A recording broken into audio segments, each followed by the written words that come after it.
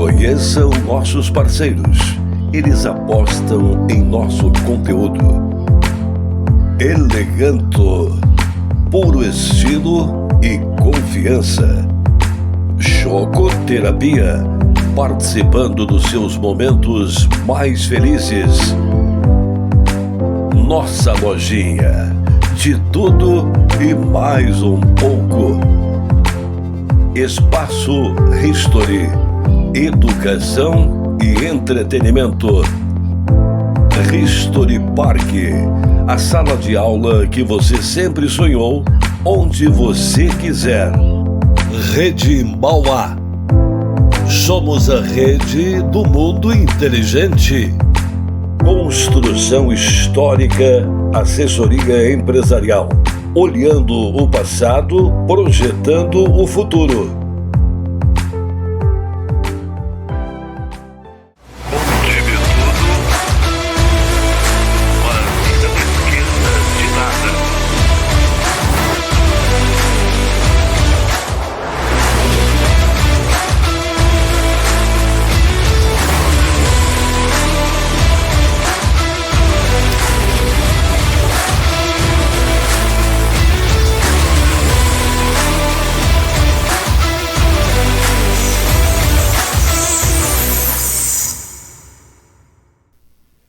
Conte-me tudo, não esqueça de nada. Começando mais um Sem Meias Palavras, que você pode ver e ouvir pelo Spotify, pelo YouTube. Você pode nos acessar através do Instagram também, @Sem Meias Palavras, podcast Sem Meias Palavras.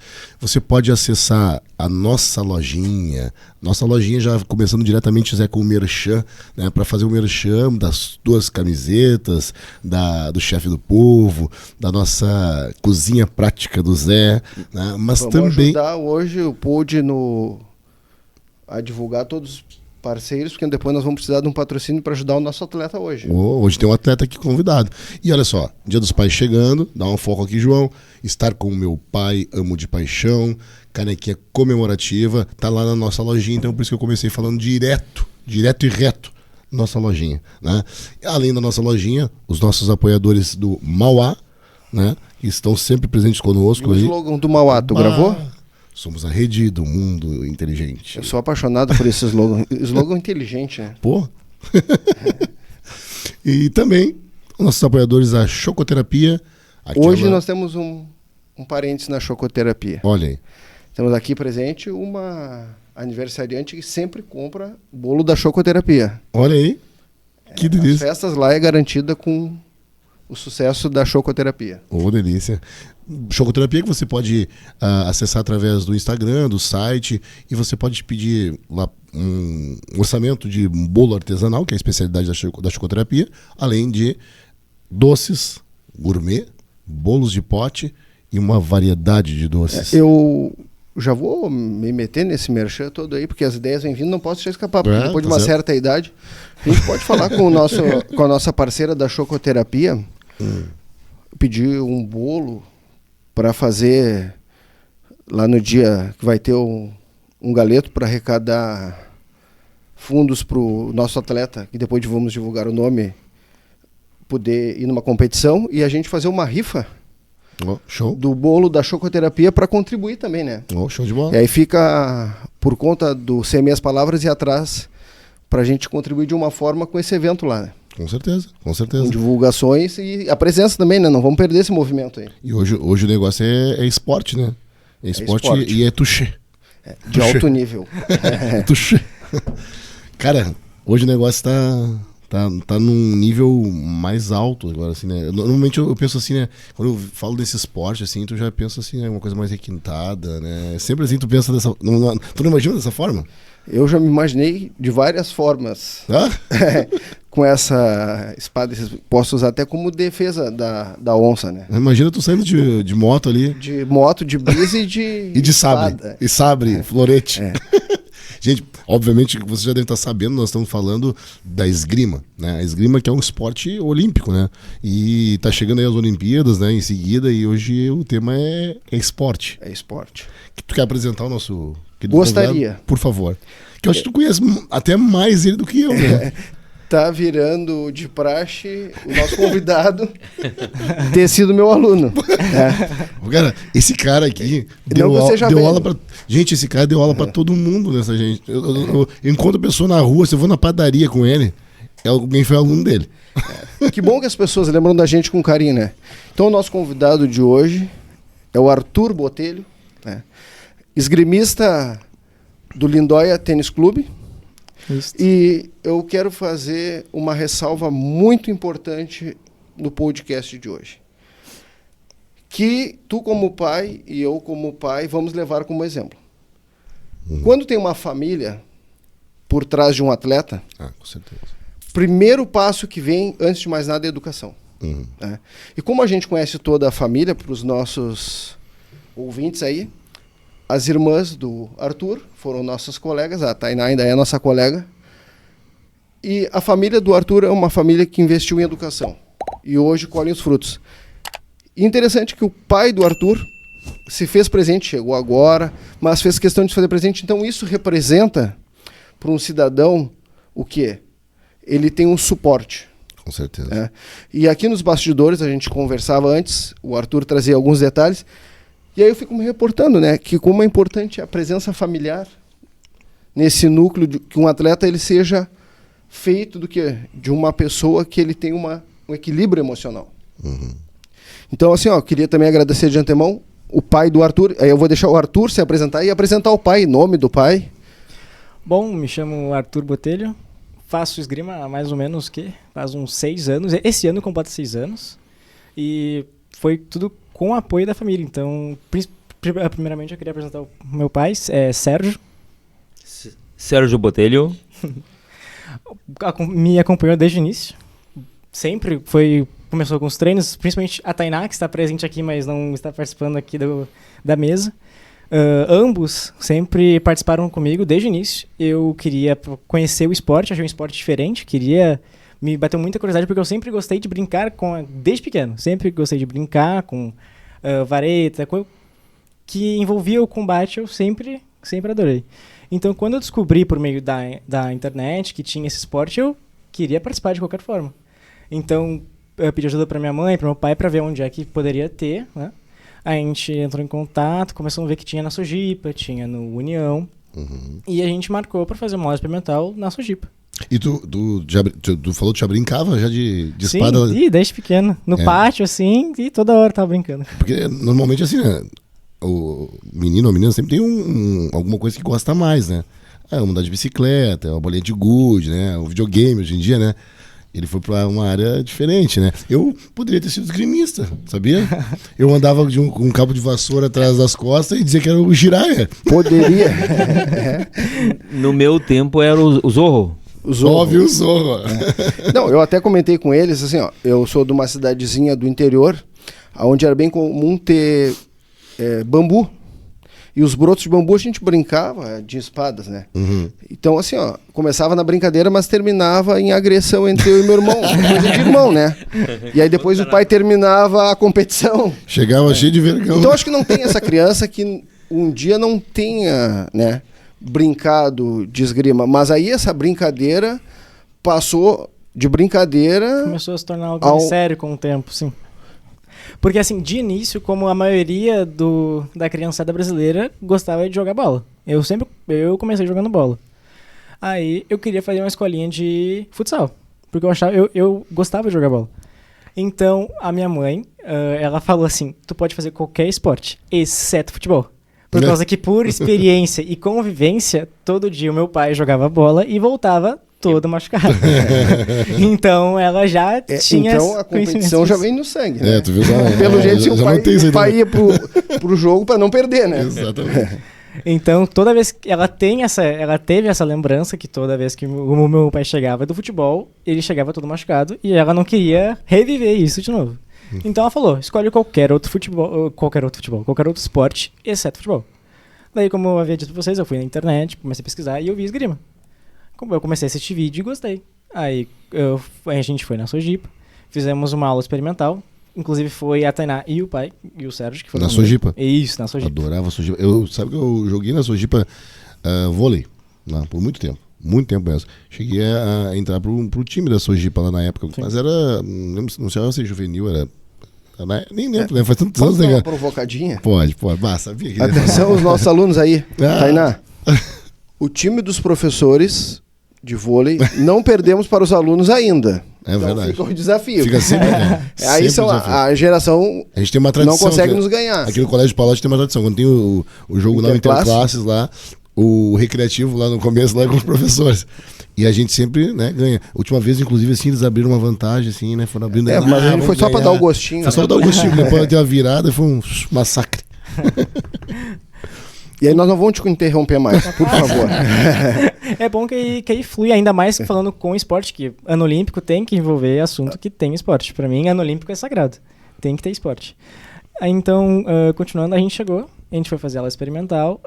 Aí eu conheci o meu primeiro treinador. Ele mostrou como é que era o esporte, né? Os princípios básicos. Até quando a gente começa na esgrima, quando é pequeno, que eu comecei foi com 12 anos, eles entregam uma arma de plástico para criança. Sim. Para a criança mais conhecer, ver como é que é a situação. E na Sojipa tinham 2 armas, né? Para quem não sabe, a esgrima é composta por 3 armas. É espada, sabre e florete.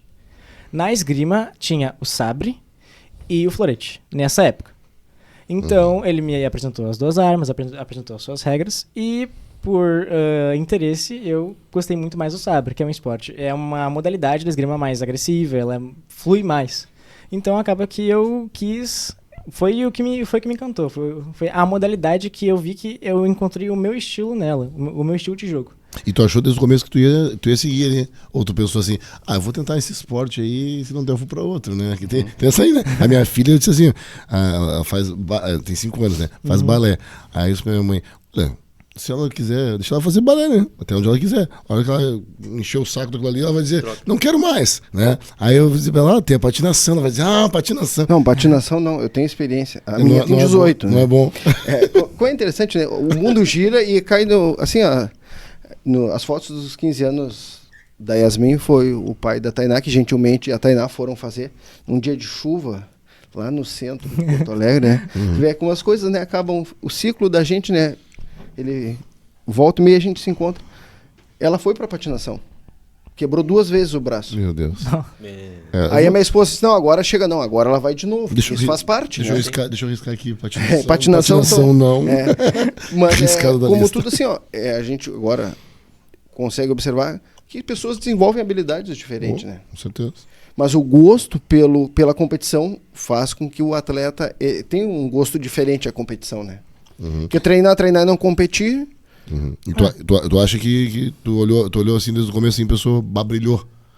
Sim, esse esporte. Como desde pequeno eu sempre gostei dessa questão de brincar com uma questão do combate, quando eu vi que aquilo ali poderia se tornar algo além da brincadeira, eu quis seguir. Eu comecei daí fazendo aula de início, eles começam sozinho, né, fazendo o básico, princípio básico, que eles chamam de escola de passo, né, o básico da esgrima, onde tu aprende os passos, a postura, como segurar a arma. Sim. Depois, conforme tu vai avançando, a gente vai para um chamado plastron, que é ou boneco, ou um quadrado, um alvo, né? Feito geralmente de espuma, né? Revestido com tecido, ou uma simulação de boneco, também com tecido, onde a gente treina a distância, treina os ataques, para a gente começar a ter uma noção de distância, postura, ataque, sabe? Aí, conforme a pessoa vai avançando, já começa a fazer exercícios em dupla, com outros alunos, sabe? Põe a roupa, para ter uma maior convivência com outros atletas. E acaba que, conforme eu fui avançando, eu fui pegando gosto por aquilo. E eu queria competir logo em seguida, eu já estava ansioso para competir. Qual é o nível de frequência assim, que tu treina? Todo dia? É 2 vezes na semana? A frequência que nós temos lá com o nosso treinador é de segunda a sexta. Daí a gente começa o treino às 5 horas e geralmente é de 2 a 3 horas de treino a gente faz. Por dia? Por dia. Oxe. Pois então. O cara é atleta, né, também, né? Não tá fazendo isso. Mas aí agora não tá fazendo que nem uma academia lá. Mas aí nós vamos lá na raiz da família. O pai do Arthur, de certo, com a mãe do Arthur, na base familiar, fizeram com que os filhos tivessem uma coisa chamada disciplina. Com certeza. Faz diferença. O senhor como pai e vê o desenvolvimento de todos os filhos que a gente conhece, toda a família, é uma gratidão para um pai ver um filho treinando, mas e o coração de pai na competição? É meio complicado. A minha esposa foi agora no último em Curitiba, até fomos de carro, porque não tem avião, era complicado. E ela não assistiu, ela fica nervosa, não assiste. Então eu assisto, a minha filha, a Tainá, assiste, mas é complicado. A gente fica nervoso. Mas já ficamos sabendo que a Tainá, ela grita mais que toda a torcida, né? A gente tem que apoiar. O sistema, tem que apoiar, né? Tem que apoiar. Mesmo perdendo ou ganhando, tem que apoiar. E o senhor concorda comigo que a disciplina começa desde pequeno, né? Hoje, a gente vê assim, muitas crianças faltam à escola. Parece que os pais perderam o comando dos filhos, né? E, na verdade, o Arthur é um homem hoje, formado no ensino médio, fazendo faculdade, mora com o senhor. Quem é que é o DJ lá da sua casa? Quem é que põe a música? Depende. As minhas músicas sou eu que coloco. Então, assim, é isso que a gente fala, né? Começa tudo lá na raiz, Claro, né? com certeza. Uma família que investiu em educação. O senhor acredita que eu imaginava que a esgrima era um esporte de elite? Essa é a visão, né? Essa é a visão que todo mundo tem. Então a gente vê que assim, todo mundo pode, se tem um gosto, procurar desenvolver em alguma... Tu sabe que, agora eu vou falar de novo, quando eu fui na Sujipa, eu era guri, né? Pra jogar vôlei. E uma vez eu falei pra minha avó, eu assistia as outras modalidades lá, eu ia pra ginástica olímpica, eu ficava assistindo depois do treino. Às vezes tinha um treino e um jogo, aí no intervalo eu ficava assistindo. E eu ia na esgrima pra ver, né? Eu achava muito interessante aquilo. Aí eu disse pra minha avó, acho que um dia eu vou fazer isso aí. Aí minha avó disse assim, mas é muito caro isso aí. Tu vê? É muito caro. Isso é um esporte só pra gente que tem dinheiro. Mas se tu quiser, a avó conversa. Elas dizem assim, se quiser, a avó conversa pra gente ver o que a gente pode fazer. Falando em dinheiro, acho que vamos ao alvo principal, além da apresentação da esgrima do Arthur, que é que o Arthur tem uma competição. E aí nós vamos fazer um galeto. Quando eu digo nós, vamos fazer que eu já estou envolvido, né? Vou ir, vou ajudar, vou vender. O senhor pode dizer, já tem data certa? Vai comer também. Galeto. Mas se eu levar elas lá em casa lá... De preferência, né? Já tem data? Não, ainda não, porque a gente está planejando. Acredito que vai ser final de agosto o galeto. Tá? Mas a gente vai lançar tudo antes. Claro, ele tem uma competição em setembro. Lá no São Paulo ou Rio? São Paulo. São Paulo. Então, para arrecadar fundos, a gente não tem aquele dinheiro completo, sabe? Para viagem, para estadia, né? Então, a gente vai ter que arrecadar. Como você falou, é um esporte de elite. Por quê? É caro. É um esporte para todo mundo, mas é muito caro. As competições... A competição em si não é cara. O problema é a roupa. O tênis. Quebrou um sabre, tem que comprar outro. Para vocês terem uma ideia, quando eu comecei na esgrima, quando a gente começa a competir, a gente tem que começar a comprar equipamento. Por causa que para a competição tu tem que ter o teu equipamento. Por causa que já é um nível a mais. Como nos treinos tu usa os equipamentos do clube, mas conforme tu vai entrando no mundo competitivo de qualquer esporte, querendo ou não, tu vai começando a querer adquirir. E na esgrima é fundamental tu ter o teu equipamento. Então, eu lembro até hoje que para comprar, a gente usa uma roupa de proteção que a gente chama de roupa branca, né? Para eu comprar ela completa, foi 1 ano para conseguir comprar. Nossa. Ela, a máscara que a gente usa, a arma, a luva, tudo isso levou 1 ano para conseguir comprar. O colete elétrico, tudo é elétrico. Mesma coisa. Tudo é elétrico. E por cima, assim, né? Quanto que custa uma roupa dessa? Eu fiquei curioso. Olha, Fiquei curioso. A única coisa que eu... Arthur, desculpa te interromper. Fiquei curioso. Como um bom brasileiro, sabe o que eu fiz? Eu fui ver o preço. Mas eu não tive coragem de olhar o preço. Sabe o que eu vi? Em quantas vezes dá pra fazer? É o que nós fizemos. Porque a gente, não é assim, a gente que tem família, primeiro tu vê se cabe no orçamento para poder estender ao teu filho que tu tá. Mas eu vi que tava em torno de 1.100, 1.200. Aonde eu vi, talvez, né? Tem outro valor, porque eu não sou um especialista. Isso traje completo? Ou só só a roupa branca? Só a roupa branca. A roupa branca. Alice não vai fazer... É só o tecido, a roupa branca e o tecido. O tecido. Depois tem um colete elétrico, tem a luva elétrica, tem a máscara elétrica. Arthur, tu trouxe, né? Isso, eu trouxe uns equipamentos para mostrar. Principalmente agora Então, a máscara. cada coisa, cada utensílio tem um valor. Tem um valor. Isso somando tudo, fica aí na casa dos 5 a 7 mil. Por aí. Um tênis é caro, tem que ser tênis apropriado. Aqui eu trouxe a máscara, que é um dos principais utensílios, principalmente para proteção, aqui, né? João, tem como... Aqui é pesadinho, Arthur. Ela tem 1 quilo. 1 quilo? Isso. Ó. Isso aqui é um metal que a espada toca aqui não vale ponto. Vale. Vale. É que assim, na minha arma, que é a modalidade do sabre, o toque é válido na máscara. Mas, por exemplo, no florete, o toque é válido apenas no tronco. No tronco. Braços, pernas e cabeça não vale. Só que assim... Pesado? É pesado, tem 1 quilo. 1 quilograma. Mas acaba que, conforme tu vai treinando, tu não sente na cabeça. E também no treino, né? Isso. Eu treino todo dia. Aqui vai o fio, vai grudado aqui. Aqui, a parte de trás, a gente engata um fio, que ele é ligado na parte de trás da roupa branca. Isso.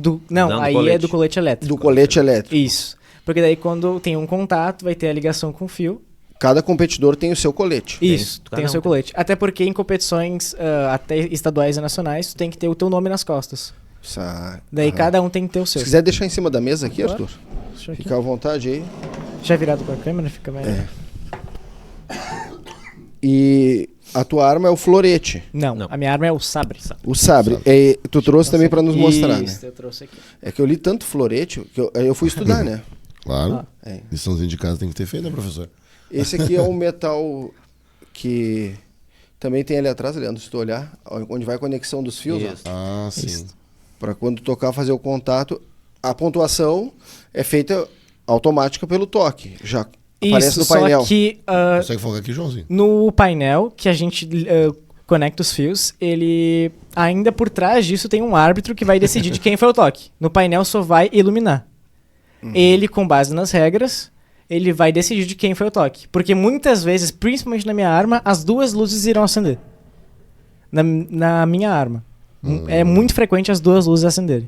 Então quem tem que decidir isso é o árbitro, de quem foi o toque. E eu perguntava pro Arthur, porque eu fui já tendo várias dúvidas, se ele conseguia ter uma boa visão com essa máscara. Ele diz que é praticamente normal, né? É muito pouca diferença. A gente enxerga mal uns frisos no rosto, mas acaba que, por causa que a esgrima é um esporte que é combate 1 contra 1, então acaba que tu tem que focar só em um alvo. Então acaba que tu não exige tanto da visão, sabe? E agora vamos levar pra ficção, né? Porque a gente vê os 3 mosqueteiros até aqui, né? Eles enfrentando várias pessoas, é uma habilidade, um movimento no braço que acaba... que treinar também a parte física, tem um treinamento físico, porque aqui tu é um atleta, né? E aí a gente acha que porque é esgrima, não, que o cara só tem que ir lá e treinar. Tem a parte física também no teu treinamento a gente tem diário. Treinamento físico. Principalmente a principal função é fortalecer as pernas, que é a nossa impulsão. A gente precisa das pernas. A nossa base, a gente chama de a base da esgrima, ela é nas pernas. A gente tem que suportar todo o peso nas pernas, a impulsão é com as pernas. Então, o treino fundamental é as pernas. Até se tu for ver competições de nível internacional, até mundial de esgrima, se tu for ver, o desenvolvimento muscular dos atletas, principalmente nas partes inferiores, é muito grande.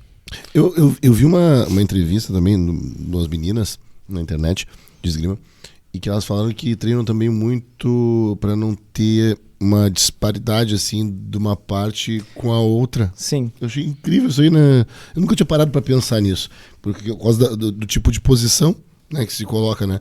E aí diz que causa uma disparidade na batata da perna, isso, né? Acontece que na esgrima, quando tu começa na esgrima, a gente tem um costume de jogar a arma de plástico para não ter risco, jogar a arma para ver com qual mão a criança ou o aluno ele vai pegar. Pra gente descobrir se ele é canhoto ou destro. Por causa que a mão dominante é a mão que ele vai usar a arma. E a mão que tu vai escolher para dominar a arma muda completamente a tua postura. Então acaba que quando tu vai começar a desenvolver, a tua postura favorece alguns músculos, por causa que tu tá usando esses músculos naquela postura, e outros não são favorecidos, não são estimulados. Então acaba que uma perna de um canhoto que pratica esgrima é mais desenvolvida do que a perna destra dele. Por causa que a perna canhota vai ir pra frente, sabe? Sim. Então acaba que tem essa disparidade muscular e a gente tem que fazer exercícios pra corrigir. Isso também, isso não só nas pernas, nas mãos também. Por causa que acaba que quando a nossa mão, eu sou canhoto. Eu luto com a mão canhota. Somos, então. Então, a mão destra, ela não é utilizada em combate.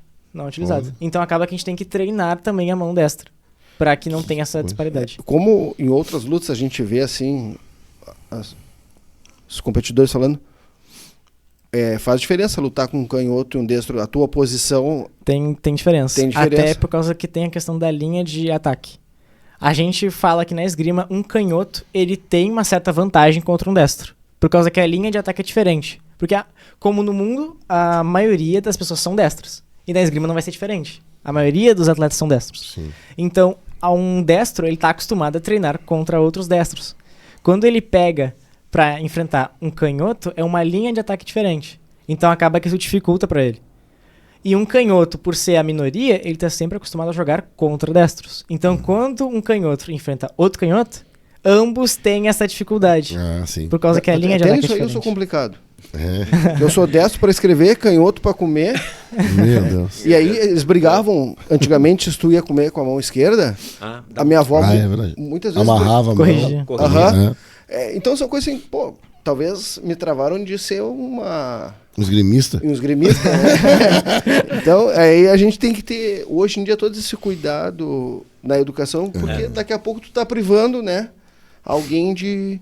Mas, Arthur, hoje tu tá com 18 anos. Isso. Qual é a tua categoria dentro da esgrima? Na esgrima, atualmente, eu sou juvenil. Eu estou no meu primeiro ano de juvenil. Tá. E eu gostaria que tu contasse pro público que tá nos assistindo, nos escutando aí, a tua última competição que vocês foram lá e enfrentaram a equipe de São Paulo. Isso, foi Pode relatar para nós, claro. Como é que foi? Foi em Curitiba. A gente foi representar o estado. Por causa que, assim, a gente compete em competições estaduais.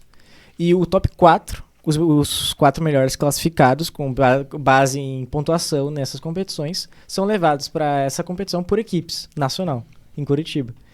Então, acontece que eu estava na equipe do Rio Grande do Sul, e a gente, de primeira, encontramos para enfrentar a equipe São Paulo 2, que seriam o 5º, 6º, 7º e o 8º.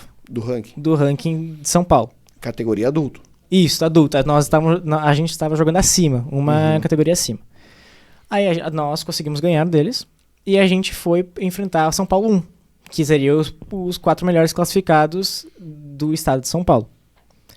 Foi um jogo dificílimo, por causa que, querendo ou não, é uma categoria acima, então sempre vai ser mais difícil, que são atletas que têm mais experiência, têm mais convivência com o esporte, tem mais preparo físico e acaba que por a gente estar na categoria juvenil, nós estamos ainda desenvolvendo o físico, eles já estão com o físico praticamente completo, técnicas já estão aperfeiçoadas, então e mais foi um tempo jogo na difícil. esgrima, né? Tem com pessoas certeza. Lá com mais de 20 e poucos anos, de repente. Né? Com muito mais tempo Pode na ir até esgrima. os 39 anos, é isso? A esgrima Não tem. Hoje nós temos categorias de veterano. Faz esgrima. Sim. Que maravilha, né? Temos atletas que jogam há muitos anos e seguem jogando. Por isso que hoje eles falam que a esgrima é excelente para qualquer idade. Para crianças, para pessoas de meia idade, para pessoas idosas, é muito bom. E tu podia nos explicar um pouquinho assim, a pontuação, como é que funciona? Tá, vamos lá. Que é uma coisa que eu sou leigo, totalmente leigo. Eu tentei... Poderia ter dirigido essa pergunta a mim. Meu esgrimista. Com relação à pontuação, ela, independente da modalidade, um toque vale 1 ponto. Isso não muda. Só que tem a questão da região do toque. E isso varia conforme a arma. Então, resumindo brevemente, tem a espada. Eu não tenho aqui as 3 armas para mostrar, mas eu vou tentar explicar de certa forma. A espada, ela é uma arma que ela é mais pesada. Ela tem, se eu não me engano, 1 kg, tá? Ela pesa. E ela só pode tocar com a ponta. Inclusive, na ponta dela tem um pistão que tem que dar uma leve pressão para que ele acione.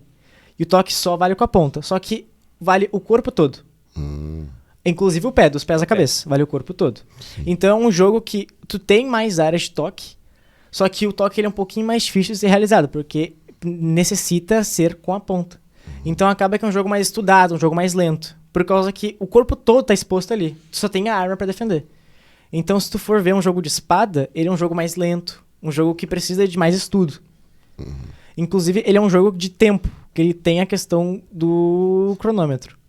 Aí, independente. O toque vale 1 ponto. Se os dois se tocam ao mesmo tempo, cada um ganha 1 ponto. A gente chama de ponto duplo, no caso. Se os dois se tocam, ambos ganham 1 ponto. No florete, também é uma arma de ponta. Ela é um pouquinho menor. O copo, que a gente chama... O copo é essa parte aqui. Deixa eu mostrar pra vocês. O copo é essa parte que a gente chama que protege a nossa mão. É o copo. O copo do florete é um pouquinho menor. Só que o toque também é com a ponta. Só que a área que deve ser tocada é só o tronco. O tronco... Então, pernas, braços e cabeça não vale.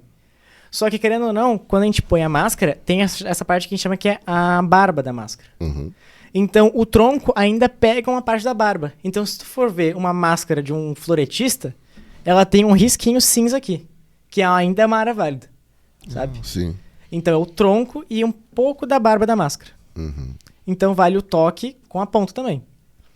Aí temos o sabre, que é a modalidade que eu faço. O toque, ele pode ser feito com toda a lâmina. Então a gente chama que é um corte. É uma arma de corte. E vale do tronco pra cima. Pernas não vale. Então braços, o tronco e a cabeça, o toque é válido. Só que ele tem um porém. Uma regrinha a mais. Ele e o florete são chamados de armas de prioridade. O que seria uma arma de prioridade? Digamos que eu tenho que ganhar o tempo de esgrima. Então... Tentando resumir para que vocês consigam entender, tem 2 atletas. Eles estão a 2 metros de distância um do outro, que é a linha que a gente fica para iniciar o combate. E daí o árbitro ele vai dizer, em guarda, prontos, combate. Se ambos saem e se tocam ao mesmo tempo, ele dá ataque simultâneo. Não é que nem a espada. A espada, se ambos se tocam, ambos ganham ponto. No sabre, não.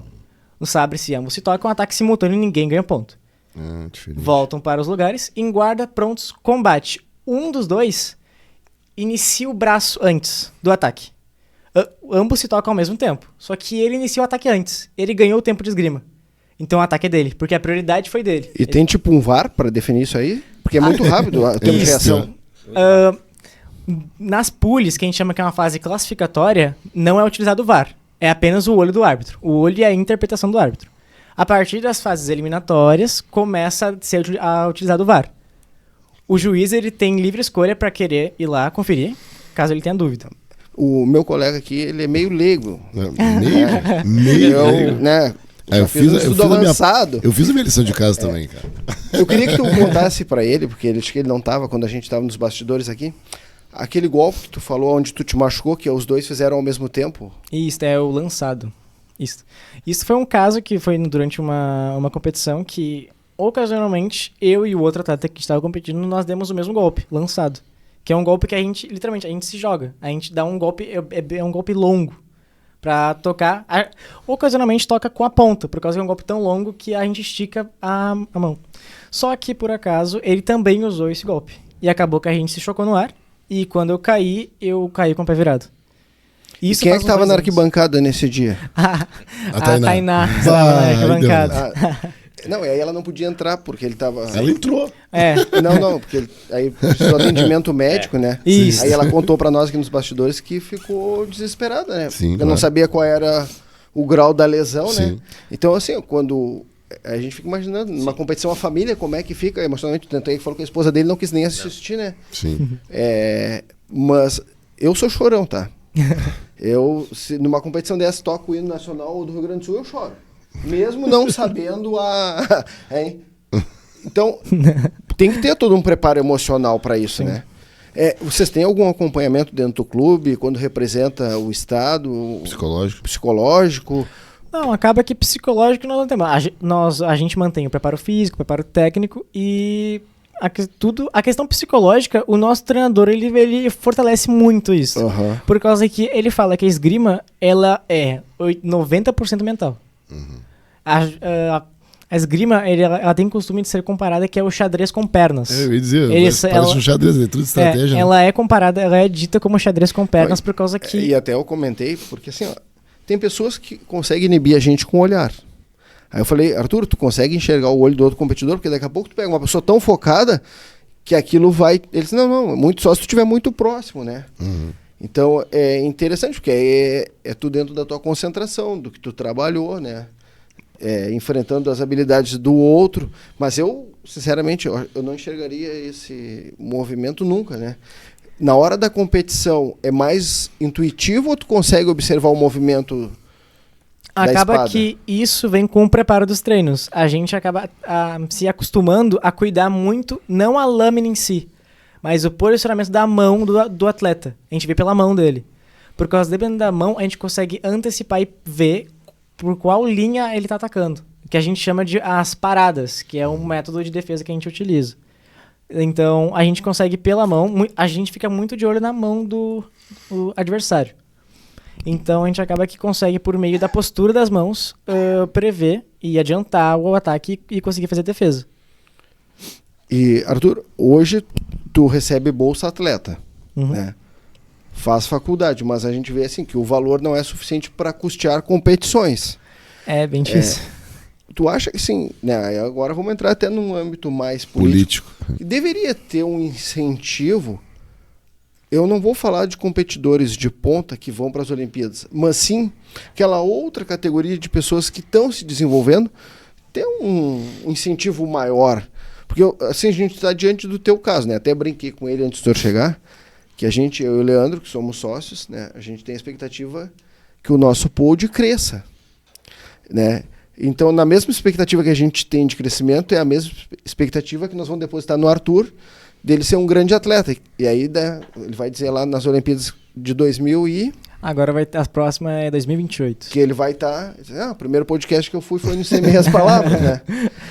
Mas a gente vê o quanto é difícil a pessoa ter condições de se preparar para chegar num nível de competição, para poder fazer essa pontuação para ir para a seleção olímpica. O que precisa para a pontuação assim, olímpica? Assim, são realizadas diversas competições. Adultas, né? Adultas só. Isso, categoria adulta.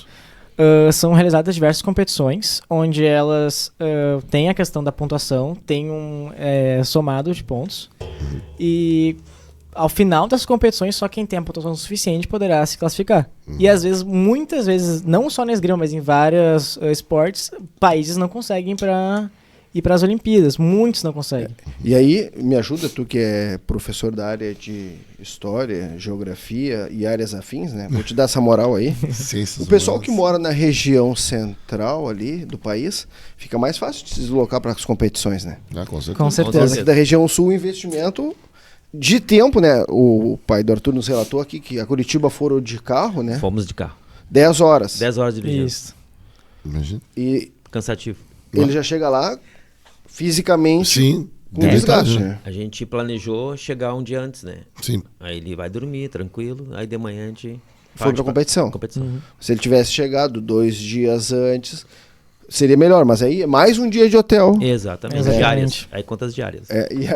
Sim. Então é complicado assim formar um atleta hoje no nosso país. É uma missão quase impossível. A gente vê muito isso, a falta de incentivo em alguns esportes, na verdade, né? Porque em esportes olímpicos, o atletismo agora, nos últimos tempos aí, nos últimos 10 anos que eu vejo assim, acompanhamento de um leigo, né? Mas nos últimos tempos que eu vejo aí tem um investimento um pouco maior, né, no atletismo, porque até as emissoras de TV colocaram, né, expondo para as pessoas como é que eles treinavam em locais impróprios, né, de chão batido, né? Então não tinham calçado, né? Aí tinha um patrocínio que não recebiam, ou recebiam um patrocínio, era um patrocínio bem pequenininho, que era dado pelo governo. Agora me veio na cabeça uma situação de um atleta olímpico, acho que era da canoagem, que a canoa dele se perdeu. O Isaquias aqui?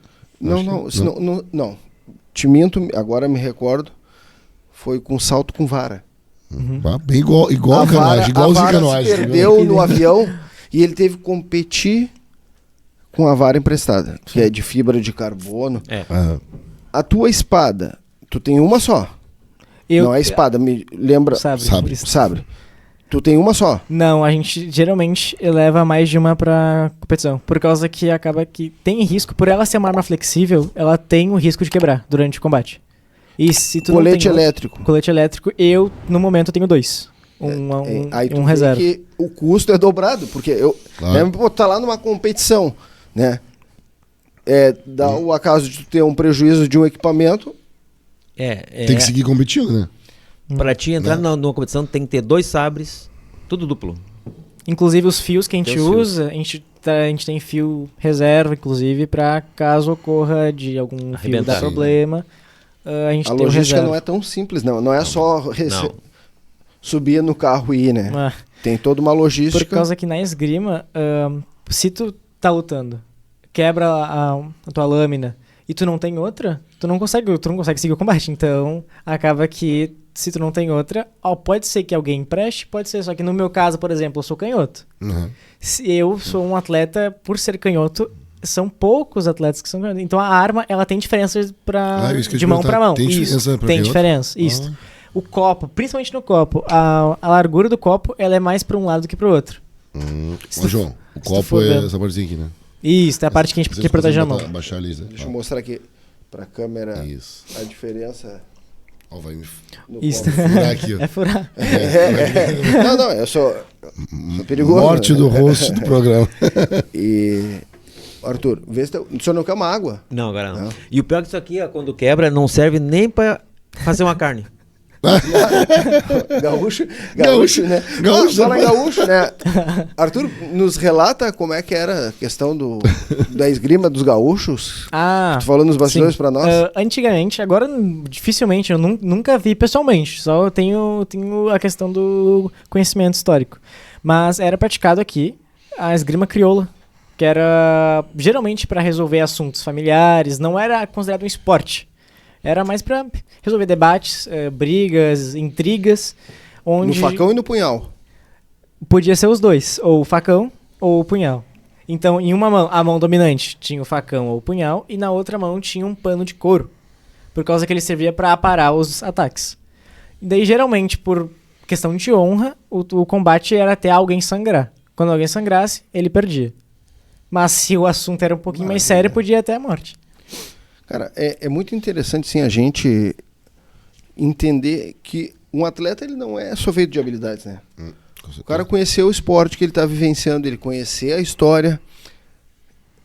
Arthur, assim, ó, sem fazer média, eu já te considero um campeão. Obrigado. Tá? Primeiro por vencer um esporte que não é tradicional. E outra é por conhecer o esporte que tu está praticando.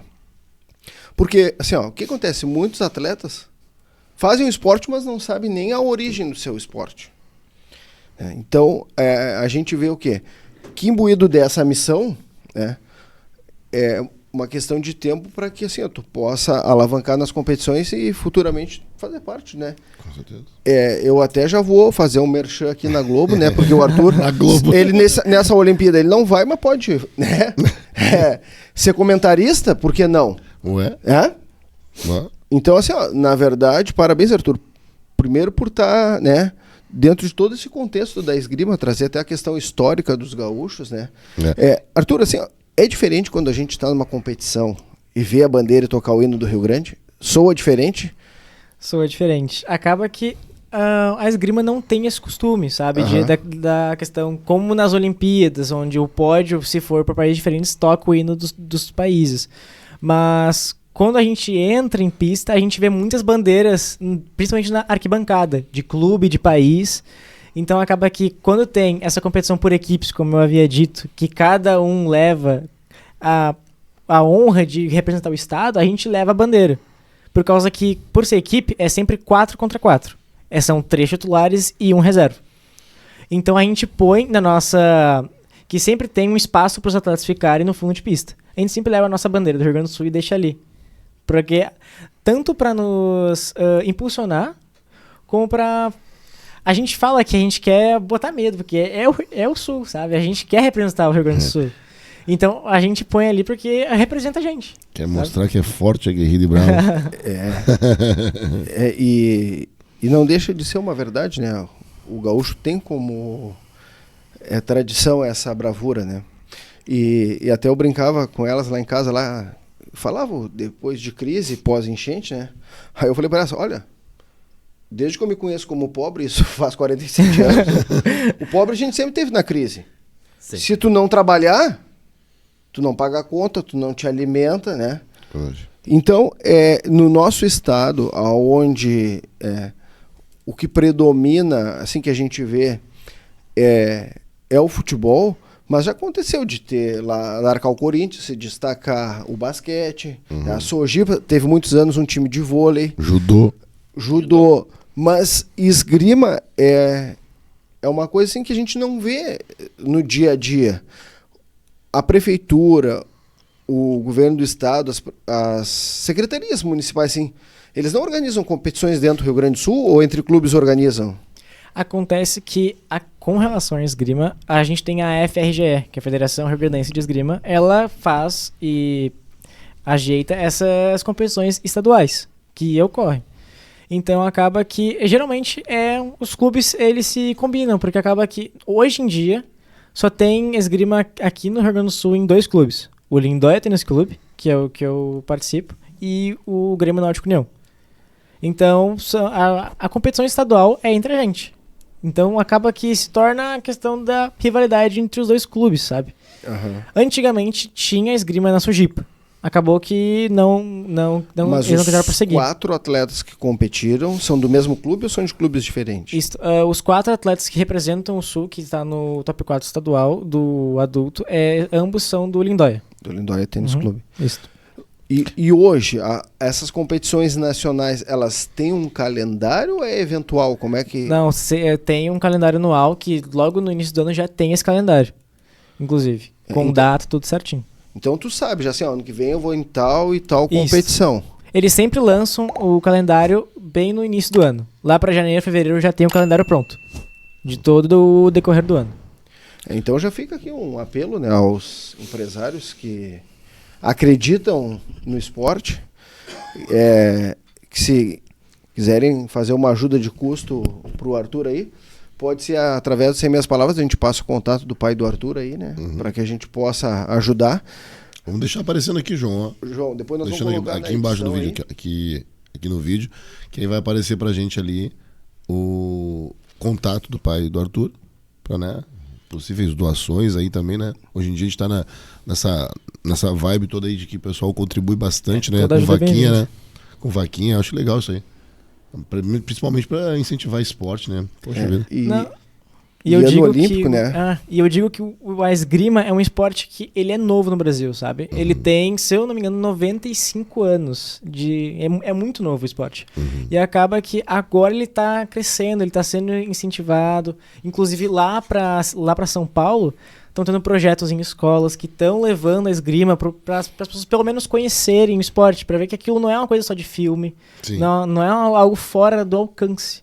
E tu falando em filme, agora tu falando em filme, eu lembrei. 2 coisas, né? Primeiro, assim, o touché e o anga, né? Que se vê, é da esgrima. Isso, né? Acaba que o touché que antigamente... Ele vem do francês, né? Isso, touché. Touché é tocado. Acaba que o que acontece? Antigamente não tinha questão da eletricidade. A esgrima é muito antiga, então a eletricidade veio muito depois. Uhum. Então acaba que nas competições o árbitro é muito complicado o árbitro decidir o toque sozinho. Sim. Então tinha um árbitro no meio e 2 árbitros, um em cada fundo de pista, onde cada árbitro tinha que cuidar de um atleta. E o árbitro do meio cuidava dos 2 atletas. O que acontecia? Se a gente chama de alguém ter honra, no caso, né? Ele ia acusar o toque que ele levou. Touché, eu fui tocado. Quando tu é tocado. Isso, questão de honra, touché. E tu vê, no filme, os filmes estão errados, hein? o cara vai aqui no cara... Né? Quem espeta... Tu espetou ainda. Pô, vamos dar uma aula pra esses caras aí do cinema que eles não estão fazendo certo, cara. Nós tivemos um pod aqui com o professor Fábio, né, que foi teu professor também, sobre cinema, né? Sim. E aí eu questionei ele a questão de ter filmes com questões de erro científico, né? Aí depois eu saí daqui pensando, mas eu também sei, eu ia pensar primeiro na bilheteria, né? Para depois, porque infelizmente a gente vive do negócio, né? Normalmente lá é um entretenimento, né? Normalmente nesse caso, quando tu espeta, é que tu diz tu cheia. Tipo assim, mas tu ganhou, né? Reza a lenda lá no São Francisco, que os professores, quando o Arthur tá fazendo prova, pedia pra ele não virar pro lado com jeito, porque parecia que ele andava com a espada. Brincadeiras à parte, né? Como é importante, assim, ó, um esporte novo, de alto investimento, as pessoas não terem conhecimento. É verdade. Tô falando por mim, né? Não, mas é verdade. E aí, a gente, claro, acompanha que a Tainá tá sempre conosco, falando das competições. O Arthur mesmo, quando era meu aluno, a gente sabia que estava em competição, que é a escola. Mas a gente desconhece valores das coisas, Mas desconhece a o universo todo. própria mídia não divulgar essas competições, né? Brigam tanto por notícia e, o Globo Esporte com espaço, outras emissoras, né? Com esporte 24 horas. É muito pouco divulgado. Não dá para entender, né? É que acaba que, como tu havia dito, com relação aos filmes, eles pensam primeiro na questão rentável, depois na questão esportiva. E tu até comentou ali, né, da questão dos filmes, ali, né, a gente estava falando dos bastidores. Eu sou aficionado por Star Wars, né? E eu te comentei, e o sabre de luz, né? Que tem o sabre e o sabre de luz. Aí tu me comentou que tem uma certa homenagem, uma relação, né, direta com a esgrima. Sim, acaba que o coreógrafo dos combates para fazer as cenas de luta do Star Wars, ele era um atleta de esgrima, ele era um professor de esgrima. Então acaba que eles tinham que dominar os golpes básicos e para homenagear a questão do sabre de luz, ele era um sabrista, da mesma arma que eu faço. Show. E com o aeroporto agora indisponível, essa competição de setembro, o planejamento é o carro na estrada. Não, ônibus. Ônibus. A gente vai ter que tentar a gente vai tentar usar o meio que for necessário para chegar, porque é uma competição que é importante pra gente, até porque ela também tem a parte solo, a competição solo, onde tu joga sozinho, mas também vai ter a questão da equipe, como teve agora há pouco. Só que essa equipe juvenil vai ser os melhores 4 do estado dentro juvenil. Da categoria. Isso, dentro da categoria juvenil. Então acaba que é uma grande chance da gente conseguir um resultado melhor. Porque acaba que nós tivemos um grande resultado no adulto, que era uma categoria acima. Então a gente quer buscar um resultado ainda melhor no juvenil, que é a nossa categoria. E tu tens bastante contato com pessoas já da parte olímpica ou já profissionais que já estão atuando há muito tempo, para te ter esse networking ali, porque todo o esporte, aliás, tudo que a gente faz na vida, né, a gente precisa estar tendo sempre essa relação com as pessoas, né, trocando as figurinhas, né, e eu acho que é importante pro esporte isso aí, né, tu trocar essa experiência, né. Acaba que nas competições que acontecem, essas competições nacionais, elas são mais de uma arma, tem mais de uma arma em uma competição só. Então acaba que em uma competição vai ter sabre masculino, que é a minha categoria, vai ter sabre feminino, espada masculina, espada feminina, e a gente encontra vários atletas. Inclusive o Guilherme Toldo, que é um atleta que ele já tá se eu não me engano, 3ª ou 4ª já Olimpíada que ele se classifica. Ele frequenta muito essas competições, que ele tem que manter o ranking para disputar as competições lá fora. A Pistoia, ela agora conquistou a primeira Olimpíada dela, vaga olímpica, ela vai disputar agora. Ambos são floretistas. O Brasil, assim, ele tem se destacado muito lá fora com florete. E eu diria que a grande modalidade, por enquanto, na esgrima brasileira é o florete. Ele tem se destacado muito, sabe? Mas a Nathalie Munhaus também, ela é espadista também, vai disputar as Olimpíadas, então... Questão paralímpica também, tem muitos atletas. E acaba que nessas competições, a gente acaba encontrando eles, que eles participam das competições para manter o ranking. Arthur, deixa eu só lembrar, um ídolo que tu fosse escolher um ídolo feminino, masculino, né, que tu acha que tem, essa é minha referência. Tem? Olha, no sabre eu ainda não tenho, sabe? Por causa que no Brasil eu não tenho conhecimento, pelo menos eu sei que teve grandes atletas sabristas brasileiros que Mas eu não tive conhecimento deles ainda, só que eu me inspiro muito não pela questão da arma, por causa que a arma é diferente da minha, mas pela questão de dedicação. O Guilherme Toldo. Sim. Ele é um grande atleta, tipo, ele luta com garra. Eu geralmente acompanho as competições que ele participa, eu acompanho pelo YouTube que eles transmitem, e eu vejo que é um cara que eu me inspiro, principalmente pela dedicação que ele tem. Show. Agora, como é ano olímpico, começa a vir as reportagens, né? E tem um grande investimento das Forças Armadas absorvendo atletas. Tu sabe de algum programa, assim, que tu tá já fazendo faculdade de Educação Física, e daqui a pouco, né, se encaixar dentro de um programa desses aí, porque o medalhista olímpico no salto com vara é desse programa. Dentro da esgrima tem muitos atletas que são, eles participam e também são conectados ao Exército. Muitos deles, inclusive o Guilherme Toldo, é também filiado ao Exército. A Pistoia também é filiada ao Exército. Uma grande atleta também, que é a Bulcão, também é filiada ao Exército. Então, acaba que são diversos atletas, não só na esgrima, mas como vários esportes, que eles são filiados ao Exército e conseguem praticar e representam tanto o Brasil quanto o próprio Exército em si. Né, até com toda essa nossa enchente no Rio Grande do Sul, a gente está vendo o Exército nas ruas, né? Dando esse apoio aí. É importante num país como o nosso também ser mais divulgado esses programas. Eu não sei de que forma, até a gente conversava aqui, eu e a Tainá, antes de tu chegar aqui, que a gente não vê assim, um investimento em educação, cultura e esporte, né? Então, a gente usa o nosso podcast aqui como uma ferramenta para divulgar, e o espaço está aberto a vocês aqui para a gente divulgar esse evento que vocês vão fazer para arrecadar fundos para o Arthur.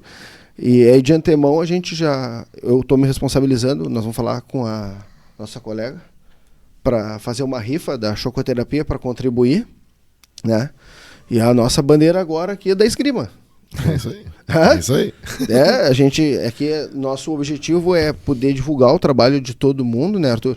E a gente queria te agradecer de antemão a tua vinda aqui, principalmente a do teu pai, que é o suporte. O suporte, né? Que né? Ele é a mãe. A família em si, né? Família, sim. E as meninas, né, que também torcem pelo irmão. Ajuda um monte. Isso É bastante apoio da família. No caso, a Tainá. A Tainá ajuda bastante. E aí eu já vou fazer o convite pro senhor para o nosso próximo bate-papo é pescaria. Nós vamos deixar eles de fora. Vamos. Tem um lugar bom para pescar. Tu acha que eu não sei pescar, é isso? Não, é porque minha avózinha, me falecida avózinha, me ensinou muito bem a pescar. A avó dele, uma vez foi no sítio conosco lá, e nós estávamos trabalhando.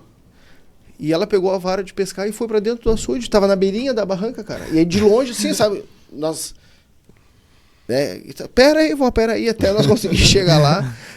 Então, assim, a pescaria é um esporte, né? É um lazer para que a pessoa possa esparecer na correria do dia a dia. Arthur, antes da gente fazer qualquer tipo de encerramento, né? Antes eu vou fazer o merchan básico aqui. Faz cair moeda aí. Eu quero que tu pense, é de prática já nossa aqui, de encerrar com o convidado deixando uma frase. Ou uma palavra. O Zé foi o primeiro, né? A gente pensou assim e saiu, né? Aí o Zé, quando ele estava na tua posição aí, eu estava conversando com ele sobre um papo mais caseiro, conversando sobre o Cozinha Prática do Zé, que é o canal que é temático por temporada, dentro da nossa empresa, né? Dentro da nossa empresa. E ele deixou uma palavra. Ele quis deixar uma palavra, não uma frase. Deixou uma frase. Bom apetite. Bom apetite. E nós tivemos outros que vieram com gratidão, frases sobre cinema, né? Inúmeras outras, né, que já surgiram aí. Então, enquanto eu vou fazer o merchan aqui, tu pensa numa frase que te marque ou que tu queira deixar para quem está nos ouvindo, nos vendo, tá? Claro. Mas para isso, né, o Joãozinho tá lá, já tá ali me olhando, já fazendo um sinalzinho assim, quem diz, né, vai falar aí, né, o merchan e tal, né. Eu vou falar de uma coisa, já que eu tava falando da roupa, achei cara essa roupa. Nós temos roupas que não são tão caras assim, que vestem tri bem, né, chamada Eleganto. Né? A Eleganto tem camisas temáticas ali, vocês podem ver, tem camisas da área da literatura, né? Eu sou professor porque só pela fama e pelo dinheiro, né? Tem como é que é a tua camisa? Agora também, né? Camisetas com... Não, a tua frase que é do professor Zezinho. A minha frase já pediu pra eles não botarem. Por que eu preciso do Google se eu tenho meu professor Zezinho? Então, né? Eu acho que eles vão botar uma hora, eles vão encher o saco de tanto, né? Que eles vão pegar e colocar ali pra ti, ó, tá aqui ó, essa camiseta. Só pra não encher o saco. Mas nesse nosso merchan aí, no último post que a gente gravou, peguei uma caroninha. Cara, aliás, esse mês eu não fui no posto ainda, só tô andando de carona. A minha sogra tá me patrocinando esse mês. Olha só, patrocinado pela sogra, tu viu, né? Mas ela tá ficando lá em casa 30 dias, né? Quer atua lá 30 dias? Não, eu não tenho sogra aqui dentro. Estamos indo no carro, daqui a pouco no celular dele, plim. A minha esposa curtiu os 100 meias palavras. Eu olhei assim, Daniela, eu disse, então o santo de casa curtiu. Tá fazendo milagre, né? Estamos movimentando. Até aí eu comprei pra ela um bolinho da Chocoterapia. Viu só? Pra fazer um agrado, né? Pra fazer um agrado. Chocoterapia que a gente doces momentos. Participando dos momentos felizes da vida da gente. Sempre a gente tem aqueles momentos, né? Tá chegando o Dia dos Pais aí. Dia dos Pais é aquele dia de comer o bolinho com o pai, né? No Dia dos Pais, no café da tarde. Aquela coisa nostálgica, né? E como é de costume aqui no Sem Meias Palavras, a gente sempre procura divulgar os nossos parceiros. E a gente tem aqui a Escola para Futuros YouTubers. Isso que é o nosso parceiro e é interno, na verdade, né? É um desenvolvimento do nosso próprio grupo aqui do History. E a Escola para Futuros YouTubers, ela vai trabalhar diretamente com crianças de 12 até 15 anos, mais ou menos, né? E trabalhando com profissionais de cada área. Né? Tu conhece alguém da fotografia? Eu acho que eu conheço uma tal de professora Tainá, que eu acho que ela tá no casting dos professores, né? Dos professores da Escola de YouTubers. Né? Depois, tudo que vocês quiserem que a gente coloque na edição de divulgar o trabalho, aí nos manda, Tainá, que aí na edição a gente vai se ajudando a divulgar. Né?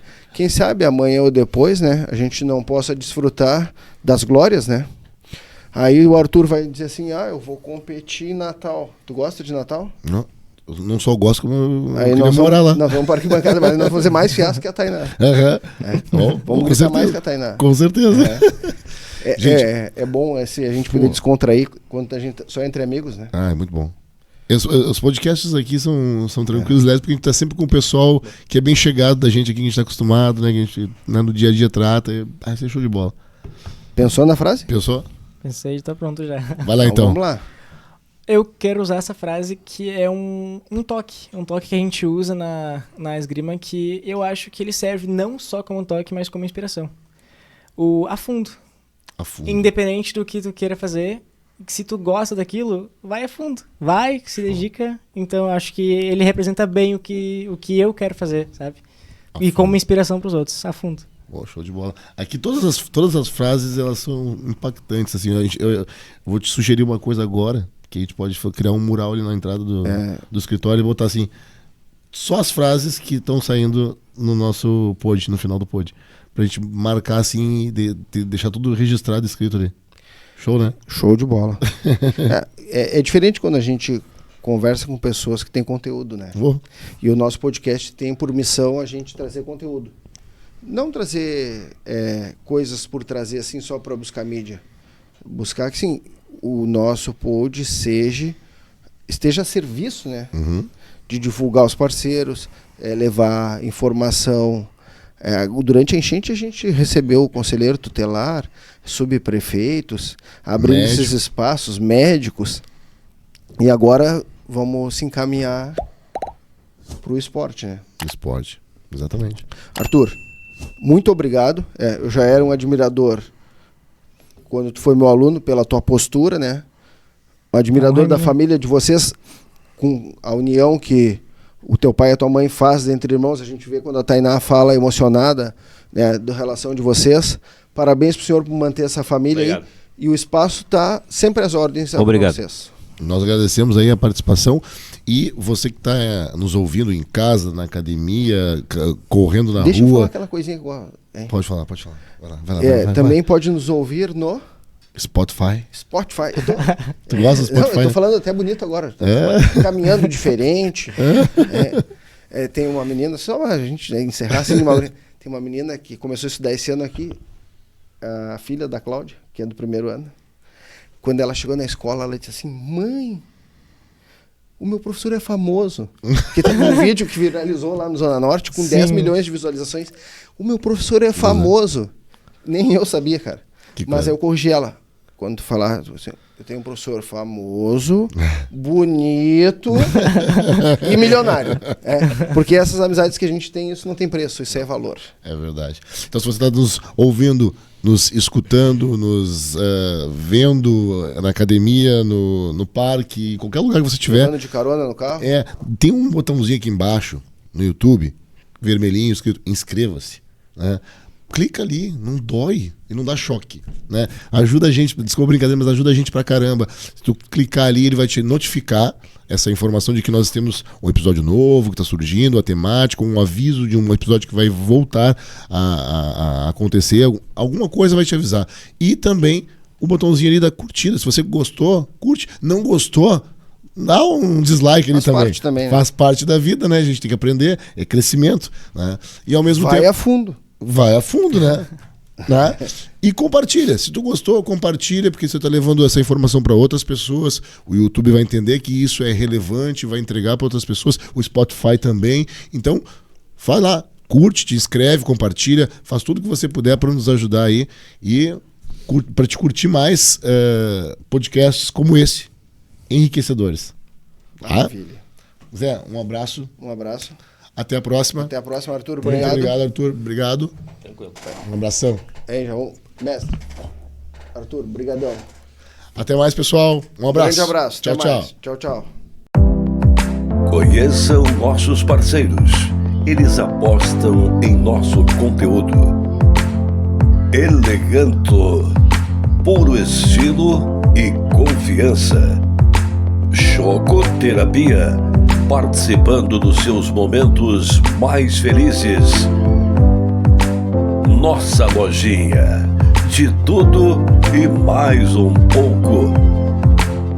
Espaço History, educação e entretenimento.